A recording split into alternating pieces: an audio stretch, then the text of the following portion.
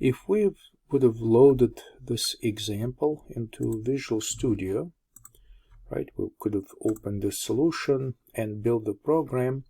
The resulting output, the executable, depending whether it's a debug or release configuration, would be created right here. So our executable, the target executable file, will be created here in this directory, say if we're using debug configuration. And so relative to the position of this executable, we're going to specify the location of our shaders, because the shaders, if you see, the shaders are located somewhere else, and this program from this location has to be able to locate the shaders and be able to load them to be able to compile and build the shader program. So this is why we need this shader path configuration.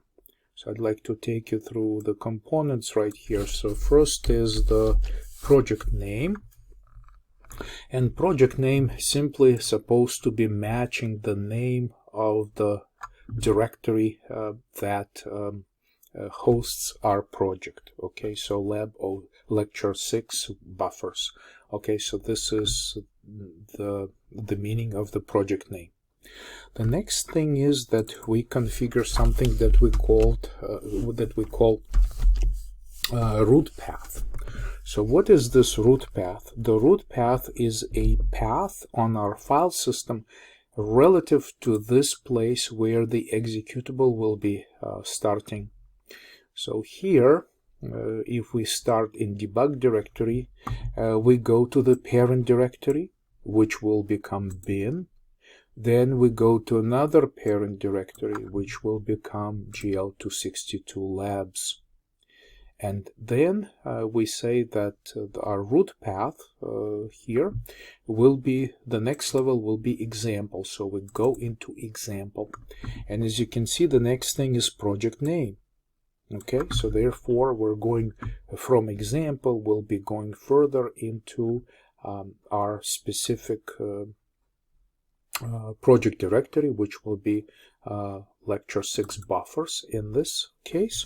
And there we finish the path with another sub-level, which is basically specified directly, which is shaders, and then we have the two names of these programs. So this is how we configure our path relative, again, the important thing is it's all relative to the location where the executable will be generated. Okay, so this is our path configuration, and so we formulate something that we call vertex shader and fragment shader, and so later on this sample will be able to get to these shaders right here and be able to load them and compile. The next thing is that we have this little crazy looking helper macro that we can use with offsets to character, to pointers to character. So we'll just skip this for now. We have this something that looks already familiar, shader program ID. So this sample is not using any classes. The idea is that it's just everything in one file. All functions except these two shaders are placed directly in this file. So of course, as we add functionality, these sample programs will be getting even longer than this one that we have right now. So this is the load text file that we already used in our shader object. Is shader compiled? Okay. Compile vertex shader, compile fragment shader. Here they're just specified as C functions, link shader program. So these are all shader functions to handle preparation of shaders to be used by the hardware. We have special two functions which are configured right here. Change viewport. Okay, so change viewport is something that we specify as something that we need to be aware of when the window is resized. So if the user goes ahead and resizes the window, the glut.gl utility library will be calling this function, and you see how we capture this information from the operating system about the new width and height of the new window shape, and we specify to the GL library this is our viewport, and we specify the new width and height of our operational viewport. Likewise, we also have a render.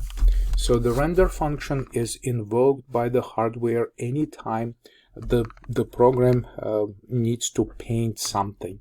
So this is what we do, and we call draw arrays, and we are going to draw triangles. So the mode of drawing is going to be triangles, and we specify that the triangle basically is that we're going to be drawing 3 vertices. Okay, so the next thing is our main function, where everything begins. So first order of business is to initialize the glut library and configure our display. So we begin with display mode. We specify that we're using red, green, and blue colors, that we're using double buffering for displaying the information frame by frame. We also say that we'd like to test the depth because we'd like to be prepared for 3D space drawing. We specify the window size. These are sizes of pixels, basically width and height. We can specify the title for our window. Then we call these two already that we discussed to specify change viewport and render, taking addresses of these two functions. And then we initialize glue GL extension wrangler, which populates all GL functions with specific addresses that connect our driver or that connect our client program with the actual hardware.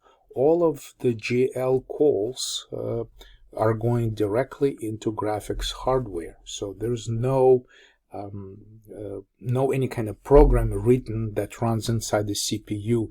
The calls are going into the GPU hardware.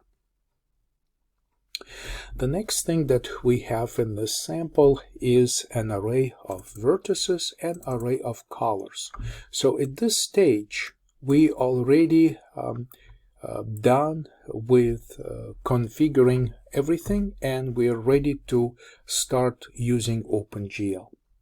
So we have some vertices and colors, and these are simply arrays or floating point numbers. So again, notice these suffixes F that C++ requires to use with if we are not using doubles. Basically, our precision is just to a single pixel, so therefore using double precision floating point numbers makes no sense.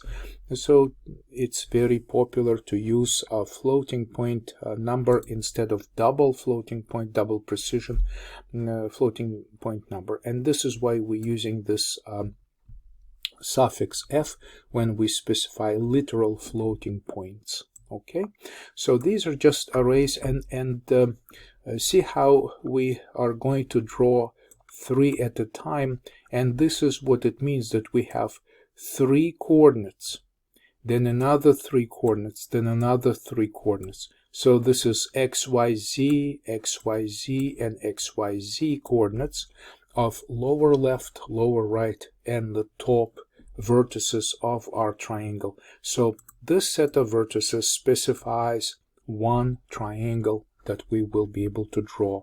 Also notice that the Z coordinate is 0.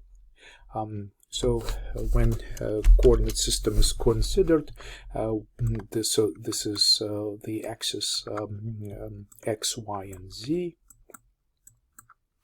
right here, and what OpenGL is going to draw for us is this is positive X, and this is positive Y, and this is positive z right here, positive z direction. OpenGL is going to draw everything starting from 0 on the z-axis and going into the negative direction of z. So this is minus z coordinates. So our triangle is positioned, as you can see, the lower left part of our triangle is positioned as at minus 0.5, minus 0.5, so minus 0.5, minus 0.5, somewhere here, right, on this, in our system of coordinates. So these punctured line are negative directions of our axis.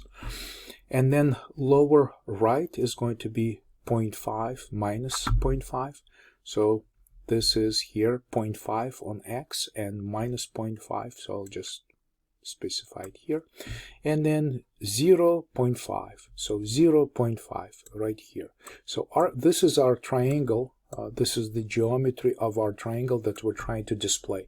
So it's in xy plane. So this triangle is actually in xy plane because the z coordinate is 0, and this is the coordinate that we're going to draw because starting with 0 and negative values of z are going to be included in our drawing.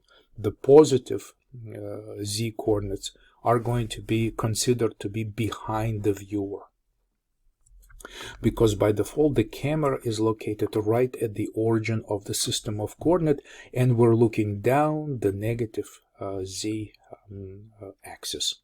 And so the first thing that we're going to see is this triangle. So these are the coordinates of our vertices. The next set of variables specifies the colors. So we also supply 3 colors, and so the colors, of course, are also going to be red, green, and blue. But the way we're going to specify the colors is that for the lower left, for this vertex, we're going to use this set of variables to specify the colors. You can see that it's set to red, right? So this is the red component. The next one is green right here, and the next one is blue. And so lower left should be shown as red. Then lower right is going to be shown as green, and the top one is going to be shown as blue right here, right? So this is the correspondence of colors, and all of this has to be explained to OpenGL. How are we going to configure these values, which we call vertex attributes?